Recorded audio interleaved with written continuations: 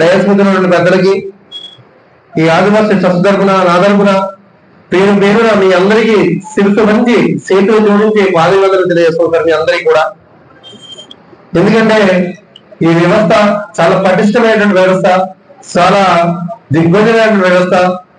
ఆదివాసీ వ్యవస్థ సాంప్రదాయానికి నిజాయితీకి నిలువెత్తికి మారిపోయినటువంటి ఈ వ్యవస్థకి మనం అందరం మందికి ప్రత్యేకమైనటువంటి ధన్యవాదాలు మీ అందరికీ కూడా. ఎందుకంటే ఈ రోజు వ్యవస్థ అంచెలంచెలుగా దినదినాలు పెరిగే వ్యవస్థ. ఎందుకంటే ముందే చెప్పాను, ఆదివాసులు అంటే నీతి నిజాయితీకి కట్టుబడి సాంప్రదాయానికి విలువించేటటువంటి ఈ ఆదివాసులు ఎప్పుడు కూడా స్టాండ్, ఎప్పుడు కూడా నిజాయితీ పడలే, ఎప్పుడు కూడా వెనక తగ్గే పరిస్థితి ఎప్పుడు చేయరు. అలాంటి వ్యవస్థ అంటే మనం అందరూ ఉన్నందుకు సుగర్వంగా మనం అందరం తీయవలసిన బాధ్యత మన అందరి మీద ఉంది. కాబట్టి ఈ వ్యవస్థ అన్నికన్నా ముఖ్యంగా మనం అందరూ కూడా ఉండాల్సింది ఏంటంటే discipline is most important. Meeting వచ్చే ప్రతి పర్సన్ కూడా టైం పంక్చువాలిటీ ఉండాలి. అలాగే టైం పంక్చువాలిటీ లేదు అనుకుంటే మీ వ్యవస్థకు రావడం కూడా బెస్టే నా దగ్గరికి.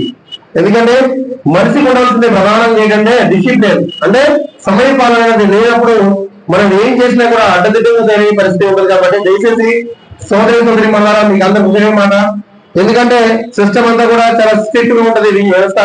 ఎందుకంటే ఈ వ్యవస్థ స్టాండ్ గా ఉండాలి అంటే సిస్టమ్ స్ట్రిక్ట్ గా ఉంటేనే వ్యవస్థ స్టాండ్ ఉంటది. అందుకబట్టి టైం పంచుకోవాలి, కరెక్ట్ గా ఉండాలి. కరెక్ట్ గా 11 గంటల కల్లా మీరు ఎగ్జాక్ట్ గా 11 గంటలకు వస్తే మాత్రమే హాజరు ఉంటది. ఈ హాజరు ఆల్రెడీ 11 గంటలకు వేసారు, వాళ్ళకి మాత్రమే మళ్ళీ ఒకటో గీత వేసారు, రెండో గీత వేస్తే అప్పుడు మాత్రం మళ్ళీ మీటింగ్ అయిపోయిన తర్వాత రెండో గీత వేస్తారు, వాళ్ళకి మాత్రమే శాలరీస్ ఇవ్వబడతాయి. కాబట్టి